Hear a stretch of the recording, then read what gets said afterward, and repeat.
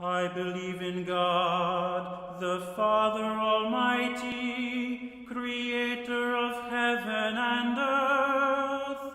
Amen. Amen. For us men and for our salvation, He came down from heaven. In these videos so far, I have been talking about universal truths. Now we change gear. I will be talking more about events rather than truths. A truth is true always and everywhere, but an event happens at a specific time and in a specific place. He came down from heaven. That is an event. It's one of the many events we say we believe in when we say the Creed. The events that we're going to be talking about in the Creed are events that happened to us, human beings, and to no one else. They happened here on earth and nowhere else. Remember, I am talking here about what I believe. There would be no point in announcing that I believe in something that everybody believes in, like 2 and 2 make 4, or that the grass is green. It only makes sense professing belief in something that is hard to believe. The idea behind this exercise is remembering what a creed is for. A creed is not just any old list of true statements. We do not stand up solemnly in church and proclaim that water is wet or that pigs can't fly. It's obvious why we don't do it. Why waste our breath saying what nobody can refuse to disbelieve? The whole point of a creed is to state truths that not everyone believes. I don't mean that we should try not to believe. That's not the point.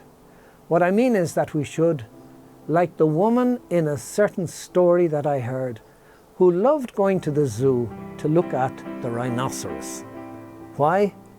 Because the rhinoceros looked as if he didn't exist, but he does. He is in fact real, walking about in the zoo. This is not an attempt to disbelieve in the existence of the rhinoceros, but to rejoice and to wonder at the fact that this fantastic animal does exist.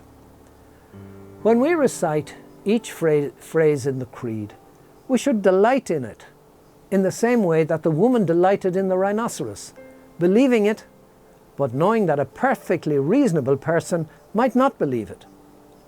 Let me give you another example from my secondary school days.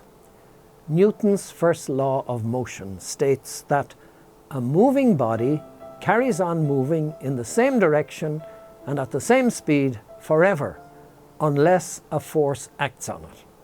This is an important law. It's the foundation of modern dynamics. Teachers teach it, and children have to memorize it.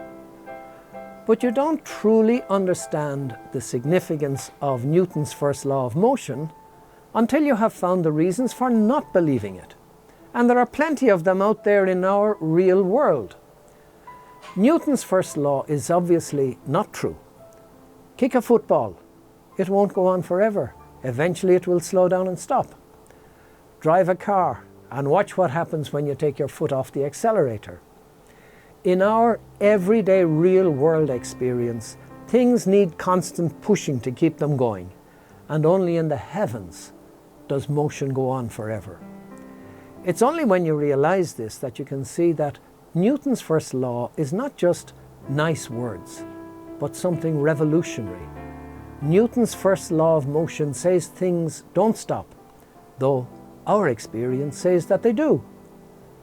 To make the law fit the reality, we have to consider other forces, such as friction and air resistance. You can't believe in the first law of motion without turning everything else upside down to fit it. It is the same with the Creed. Every statement in the Creed is capable of being rationally disbelieved, or there would be no need for it to be there. When we say we believe that God the Son came down from heaven, our view of the world is turned upside down, and that is the Christian Revolution. But more than that, we believe He came down from heaven for us men and for our salvation. What sense does that make? We'll consider that in the next talk.